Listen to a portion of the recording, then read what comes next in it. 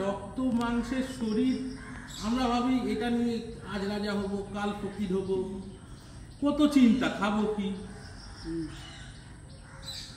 এই সমস্ত চিন্তা ভাবনাতে আমরা সবসময় কাতর থাকি। আর আপনি দেখবেন আপনার মাথায় যদি খালি থাকে, আপনি আপনাদের সবাইকে চেষ্টা করে বলছি, 1 সেকেন্ডের 100 ভাগ কম সময়ে আপনি চিন্তা ছাড়া থাকতে পারবেন। রাত্রিবেলা যে আপনি স্বপ্ন দেখেন তো, স্বপ্নগুলো কি? আপনার মনের চিন্তাগুলো উঠে আসছে। বিবেকানন্দ কি বলেছে? শিব জ্ঞানে জীব সেবা, যে মানুষের মধ্যেই শিব আছে, তাকে সেবা করলেই শিবের সেবা হবে। এবং এই করতে করতে তারপরে আমি আরেকটা জিনিস দেখলাম, আপনারাও এই কাছেই নিমতলা ভূতনাথ মন্দির, আপনি যত বড় কোটিপতি হন, পথের ভিখারি হন, যত দামি শাড়ি দিন আর না দিন, আমি নিজে নিয়ে গেছিলাম, ওরা ছেঁড়া ছাড়া দেবে না, দরকার হয় নিজেরা ছিঁড়ে দেবে। ওখানকার শিব নাকি নিমতলা ভূতনাথ মন্দির, খুব বিখ্যাত মন্দির। আরেকটা শুনুন আপনারা, এটা আমি একদম বেদ থেকে বলছি, আমাদের পূর্বজন্ম হয়েছে এবং এই জন্মের কর্মফল নির্ধারিত করে দেবে যে পরের জন্মটা আপনার কিরকম হবে। আপনি শুধু যদি ভাবেন আমি খাবো, আমি পড়বো, আমি গাড়ি চড়বো, আমি বড় বাড়ি, একটা বাড়ি, 10টা বাড়ি, ঠিক আছে, কিন্তু আপনাকে মরতে হবে একদিন। 100 কোটি টাকার মালিক হয়ে গেলে আপনাকে মরতে হবে, মরতে হবেই। কিন্তু আমি বলছি না, বিজ্ঞানীরা বলছে মৃত্যুই শেষ কথা না। আমি ইংল্যান্ডে ছিলাম, আমাকে একজন খুব বড় ডাক্তার, আমার একটু বলল, রানা বন্ধুত্ব হয়ে গেছিল, তুই এই লোকটা ঠিক 10 মিনিটের মধ্যে মারা যায়, তুই শুধু লক্ষ্য রাখো নাকটার কাছে, না নিজের নাকটা নিয়ে যা। নাকটা নিয়ে গেলাম, ঠিক 10 মিনিট পরে একটা হাওয়া নাক দিয়ে বেরিয়ে গেল, ব্যাস ওখানেই শেষ। বললো আত্মাকে আপনি কখনো ছুরি দিয়েও কাটতে পারবেন না, জলেও ডুবোতে পারবেন না, আর কি জন্ম আপনার হবে সে শিব শম্ভু আমাদের তার আরাধনা করলে আমরা সেই পথে অন্তত কিছুটা অগ্রসর হতে পারি। মানে মানব জন্ম হচ্ছে শ্রেষ্ঠ জন্ম। দেখুন তো এই এখানকার যে ছাগল, ওদের সঙ্গে আমাদের পার্থক্যটা কি? আমাদের মাথায় বুদ্ধি দিয়েছে ভগবান, আর ওদের মাথায় বুদ্ধি দেয়নি। এছাড়া কিন্তু আর কোনো পার্থক্য নেই। ওদেরও হার্ট আছে, লাংস আছে। এই যে মানুষ ভাবছে, আপনাদের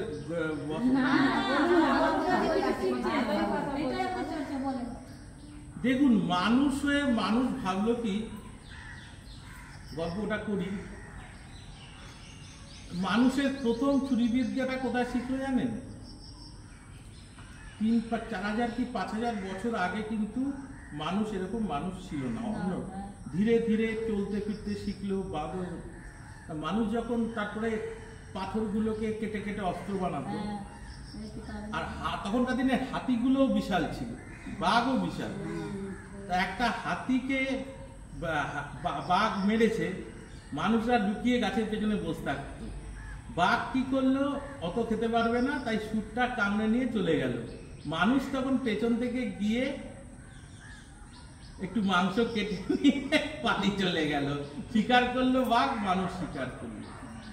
আর শিব জানেন তো, শিবের হচ্ছে প্রত্যেক মানুষের মধ্যে সত্য, রজ, তম, এই 3 গুণ। আর সত্য গুণ কি? সাত্বিক ভাব। আপনি সাত্বিক আহার করবেন, সাত্বিক ভোজন করবেন, সাত্বিক মতে থাকবেন। আর তমগুণ মানে কি? আপনি মদ মাংস খাবেন, তমগুণ। আর রাজকীয় গুণ কি? রাজার মত, আপনি লোককে দান ধ্যান করবেন, সেবা করবেন, রাজধর্ম পালন করবেন। শিবের এটাই বৈশিষ্ট্য যে ইনি 3টে গুণের উপরে, তাই জন্য তাকে বলে ত্রিগুণাতীত মহাদেব। এই 3টে গুণের উপরে উনি, তাই ওনাকে স্মরণ করলে আপনার কি লাভ হবে? টাকা পয়সা, গাড়ি বাড়ি, কি আমি সুস্থ হলাম অসুস্থ হলাম ওটা বড় কথা নয়, আপনার মাথাটা সঠিক পথে থাকবে। মাথাটা ফাঁকা হয়ে গেলেই না শয়তানরা ভর করতে চায়। দেখবেন আপনি বাড়িতে বসে বসে শুয়ে শুয়ে চিন্তা করুন যে আমরা সবাই একসাথে বসে সবাই মনে একটা জোর পাচ্ছি যে আমরা একসাথে আছি,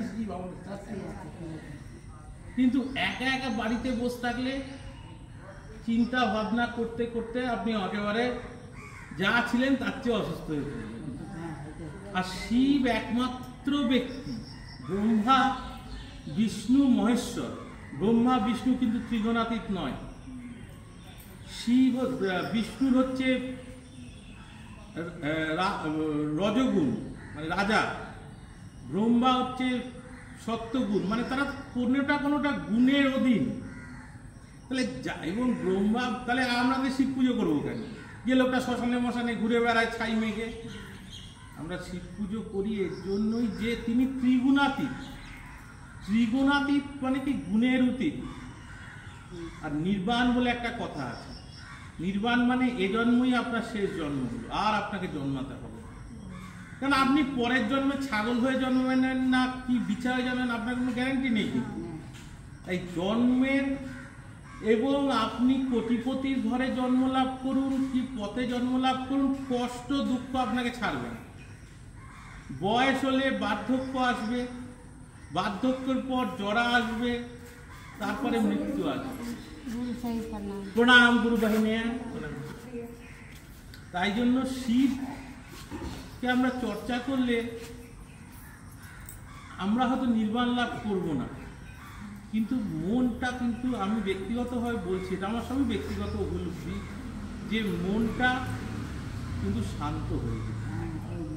আমি সকাল উনি চিকুরটা দেওয়ার পরে আমি সকাল ঘুম থেকে আমি খুব তাড়াতাড়ি উঠি, 4টে সাড়ে 4টের সময় একবার পড়ি, দুপুরে একবার পড়ি, বিকেলে আবার রাত্রের দিকে একবার পড়ি। আমি কিন্তু পড়ে যাই। দয়া চাই। আপনি বললে বিশ্বাস করবেন না, আমার এত শরীর খারাপ, রাত্রিবেলা ঘুম আসতো না, অত্যন্ত কড়া ডোজের ঘুমের ওষুধ খেতে হতো। মানে সেই ওষুধ একটা খেলে আপনি 7 দিন আর উঠতে পারবেন না, এত মাথা ঘুরবে। আমি 4টে খেয়েও রাত্রি 3টের সময় জেগে যাই। প্রণাম গুরু বাহিনী। কিন্তু শিবের কৃপায় এই মন্ত্রটা পড়ার পর থেকে, প্রথম দিন হয়নি, দিন 7 পর থেকে আমি যেখানে 4টে খেতাম সেখানে আমি অর্ধেক খেলেই আমার ঘুম এসে যায়। নমস্কার। এর চেয়ে বড় দয়া কি আছে? এইটাই তো শান্তি চাই আমরা, যে আমরা শান্তি থাকি।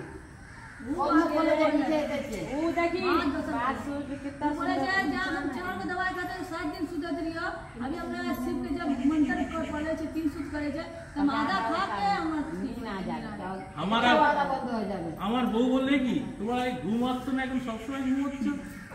সবই শিবের দয়া। শিবের দয়া ছাড়া কি? প্রণাম গুরু বাহিনী।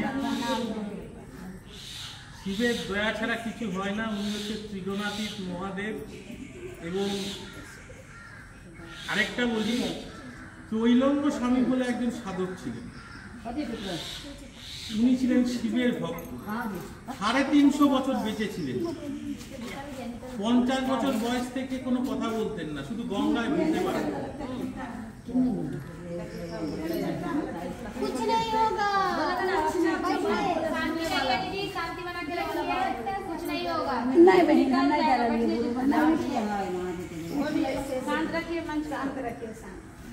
তা সেই ত্রৈলঙ্গ, বাংলায় বলছি, ত্রৈলঙ্গ স্বামী 350 বছর বেঁচে ছিলেন।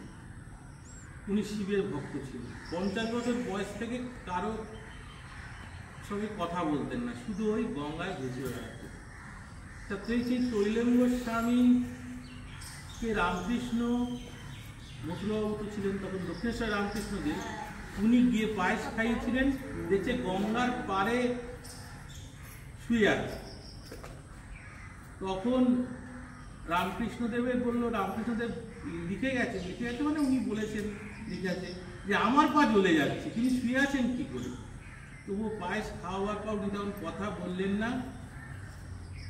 কিন্তু রামকৃষ্ণদেব তাকে জিজ্ঞাসা করছে যে আচ্ছা গুরুদেব, আমার তো সমাধির সময়, সমাধি মানে কি, আপনাকে তো রামকৃষ্ণদেবের যেটা হতো, আপনাকে ডাক্তার যদি পালস দেখে, রামকৃষ্ণদেবকে দেখতো সবচেয়ে বড় ডাক্তার বন্দলাল, আপনার দেখাবে আপনি মরে গেছেন।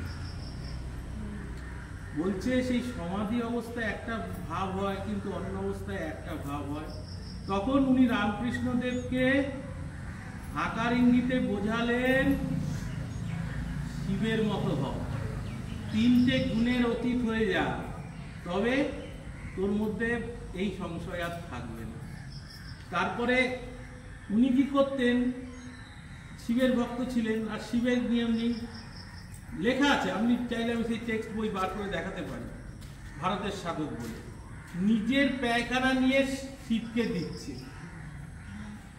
ভক্তরা বলছেন এ কি করছেন, নিজের পায়খানা দিয়ে বলছে। হাতটা ঘোরালো, দেখলো পায়েস আর সন্দেহ লেখা, কি হচ্ছে অবাক। তারপরে এক রাজা যাচ্ছে,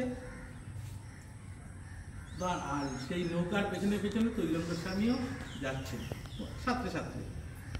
দেখছে রাজা, ও যা এই দেখো আমি দোয়ালখানা নিচে দেখেছো, সোনা দানা দিয়ে মোড়া, সময় শিবশম্ভু করে যাচ্ছে, আমাকে কেউ মানছে না বলে তরলটা এরকম করছে। তৈলঙ্গ স্বামী আস্তে করে নৌকাটাই, তৈলঙ্গ স্বামীকে দেখে রাজা তো ঘাবড়ে গেছে, প্রণাম করেছে, প্রণাম গুরুদেব প্রণাম।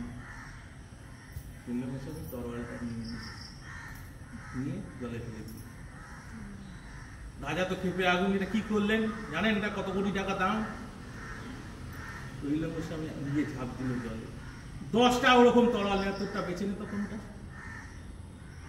তোরটা বেছে নে, তুই তো বলছিস তোর জিনিস, আমি দিয়ে দিলাম ফেরত, এবার তোর কোন তরল কোনটা বেছে নে। রাজা পায়ে পড়ল, প্রভু ক্ষমা কর। আর শিবের আছে মনের যে আমাদের সবচেয়ে বড় শত্রু জানবেন অহংকার, অহংকারের চেয়ে বড় শত্রু নেই আর কি। ও অহংকার এবং অপরের উন্নতি দেখলে আমাদের মনে, মুখে বলছেন না কিন্তু মনে মনে একটা ক্ষোভ তৈরি হয়েছে, আমার বউয়ের যেমন, আমার বোনের এত গয়না আছে, আমার কিছু গয়না নেই, কেন নেই।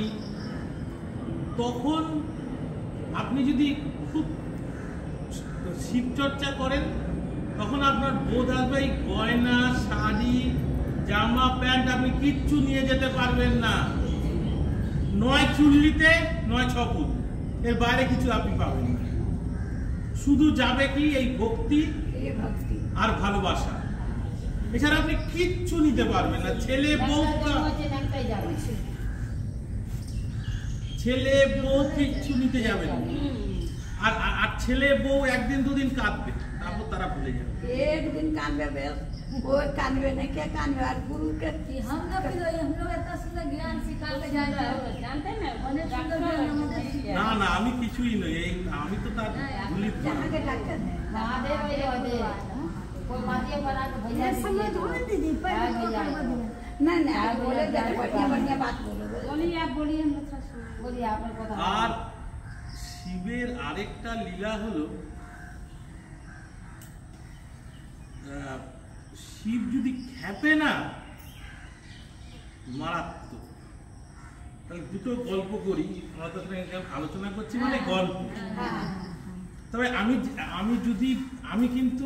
তো গবেষক, আমি ডক্টর, মানে এই মানুষের ডাক্তার না, ইতিহাসের ডক্টরেট, মানে জানো মানুষের না, ইতিহাসের ডক্টরেট, মানে ইতিহাসের সর্বোচ্চ যে সম্মান। হ্যাঁ, তা কি বলছিলাম, শিবের আরেকটা গুণ হলো শিব এমনি শান্তশিষ্ট, কিন্তু যদি খেপে প্রলয় হয়ে যাবে। যেমন পার্বতী শিবকে নিয়ে যায়নি, পার্বতীর বাড়িতে গিয়ে প্রলয় নৃত্য নিতেছিল। আরেকটা কি হলো, শিব ভোলাওয়ালা ব্যক্তি, বিষ্ণু বা ব্রহ্মার কাছে অসুররা যেত না, তা সব অসুররা শিবের সাধনা করতো, আর শিব ভোলাওয়ালা, শিব তাদের বড় বড় বর দিয়ে দিত। শিব বর দিত, তোর এই ক্ষমতা, তোর এই ক্ষমতা, তোর এই ক্ষমতা। শিব তো ভোলাওয়ালা। তারপরে সেই অসুররা সেই ক্ষমতা পেয়ে প্রচন্ড অত্যাচার শুরু করলো। মা কালী তখন খেপে গেল, উন্মাদের মতো হয়ে কাটতে শুরু করলো। শিব দেখলো যে এ তো সৃষ্টিকে শেষ করে দেবে, এ তো ধরছে কাটছে, ভালো মন্দ বুঝছে না, ধরছে কাটছে। শিব তখন রাস্তায় পড়ে গেল। মা কালী কাটতে কাটতে এমন তার মাথা ইয়ে হয়ে গেছে, শিবের বুকে পা দিয়ে উঠে যায়। হ্যাঁ, ওই কালী মা হয়ে গেল, এইগুলো জিব্বার কালী মা হয়ে গেল। আমি আমার স্বামীর বুকে পা দিলাম। আরেকটা কথা বলি, শিব কিভাবে ত্রিগুণাত্মক। দুর্গার সঙ্গে মহিষাসুরের প্রচন্ড যুদ্ধ হচ্ছে, মহিষাসুর হেরে গেছে। শুধু মহিষাসুরের বুকে ওই বর্ষা বলেন, যাই বলুন, প্রণাম প্রণাম প্রণাম গুরু ভাই, প্রণাম।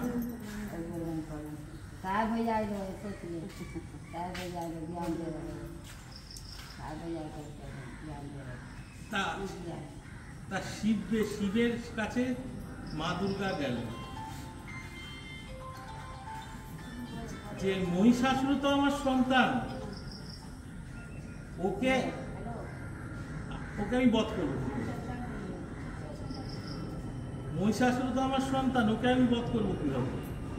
আমি চাইলে আমি পুরাণে দেখিয়ে দিতে পারি উপাখ্যানটা। বুঝতে পারো না দিদি? তখন বলতো সোমরস মানে পাতিকতায় মদ। শিব জোর করে দুর্গার গলায় মদ ঢেলে দিল, বললে এবার যাও ত্রিশূল চালাও।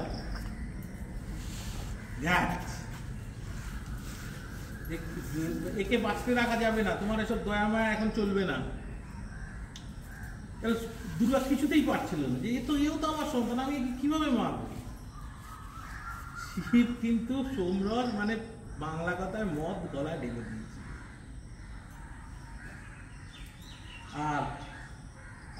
আর বিবেকানন্দ শিবের সাধনা করতে জানেন তো? বলি, রামকৃষ্ণ দেবের মৃত্যুর পর রানী রাসমণির তো দক্ষিণেশ্বর মন্দির নিশ্চয়ই আপনারা গেছেন, খুব খারাপ, তার যে নাতি ছিল ত্রৈলোক্য, খুব খারাপ ব্যবহার করত, খুব খারাপ ব্যবহার করতো, করে লাথি মেরে বার করে দিয়েছিল বিবেকানন্দ, সারদা মা, আরো 12 জন শিষ্যকে। তখন বিবেকানন্দরা এই কাশীপুরের ওখানে টাকির একটা জমিদার বাড়ি ছিল, মানে টাকির জমিদাররা খুন যখন করে ওখানে পুঁতে রাখত। বিবেকানন্দরা ওইটা কোনো ক্রমে সারদা মা, সুরেনবাবুদের ঘর ইয়েতে একটা আশ্রয় পায়, ইট মাথায় দিয়ে সুতো, প্রচন্ড কষ্ট। আর এই সমস্ত নাম গান করতো, লোকে বলতো পাগল, ঢিল ছুটত। আর বিবেকানন্দ নিজে রাত্রিতে বসবে ঠিক, আর সকালে উঠতো যখন ধ্যান শেষ করে না, চোখগুলো জবা ফুলের মতো লাল হয়ে যেত, আর শ্মশানে গিয়ে পড়ে থাকতো। আর 25শে ডিসেম্বর আপনি যদি কাশীপুরের এইখানে ওই আদি যে মঠটা আছে কাশীপুরের কাছে, নামটা আমার ঠিক মনে পড়ছে না, ওইখানে এখনো জায়গাটা আছে।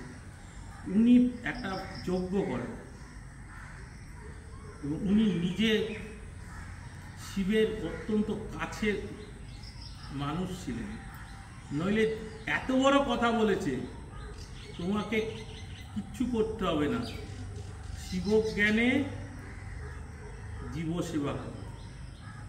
প্রত্যেকটা মানুষের মধ্যে শিব আছে, আমরা বুঝতে পারি না।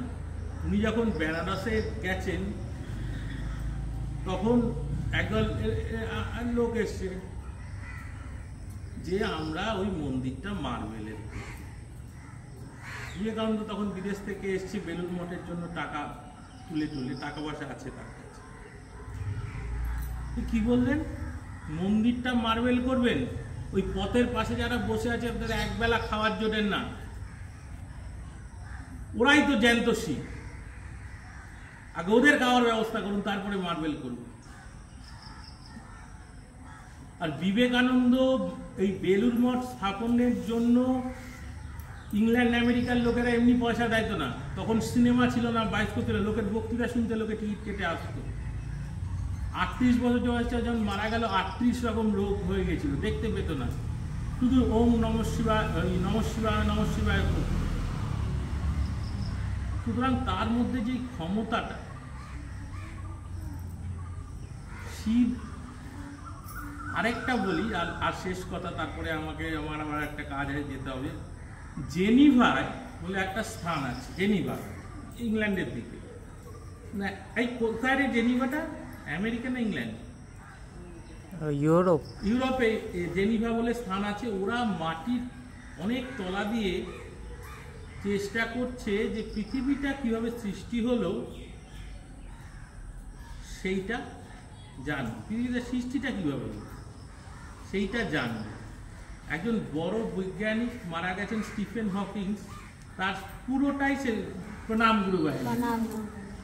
তো স্টিফেন হকিংস বলে সেই বিজ্ঞানীর পুরো দেহটাই বিকলাঙ্গ ছিল, মাথার একটু অংশ কাজ করত। তিনি বলেছিলেন যেদিন এটা জানতে পারে পৃথিবী ধ্বংস হয়ে যাবে। আমার এক ছাত্র ওই প্রজেক্টের সঙ্গে যুক্ত, বলছে ওখানে একটাই মূর্তি আছে, সেটা হচ্ছে শিবের নটরাজের বিশাল একটা মূর্তি। তারা তো বড় বড় বৈজ্ঞানিক, তারা পর্যন্ত বলছে রাত্রিতে, ওইখানে অনেক রাত্রি পর্যন্ত কাজ হয়, রাত্রিতে ওই নটরাজের পাশ দিয়ে যাওয়ার সময় আমাদের গা ছমছম করে। একটাই মূর্তি আছে নটরাজের মূর্তি, বিশাল মূর্তি, বলে রাত্রি যখন আমরা যাই তখন আমাদের গা ছমছম করে। তাহলে ওম নম শিবায়, নম শিবায়, নম শিবায়। সবাইকে আমার প্রণাম, আশীর্বাদ করবেন যেন। হর হর মহাদেব, হর হর মহাদেব, হর হর মহাদেব, হর হর মহাদেব। বাণীতে লাইন আনে দেব। আমি নিজের বাণী বলো। হ্যাঁ, বলো, আমি নিজের বাণী যেরকম বলছো ওরকম তুমি বলো। আমি নিজের বাণী, গুরুর চরণে, আমি নিজের বাণী গুরু শিবের চরণে অর্পণ করলাম। হ্যাঁ একদিন বারণ করব না। আর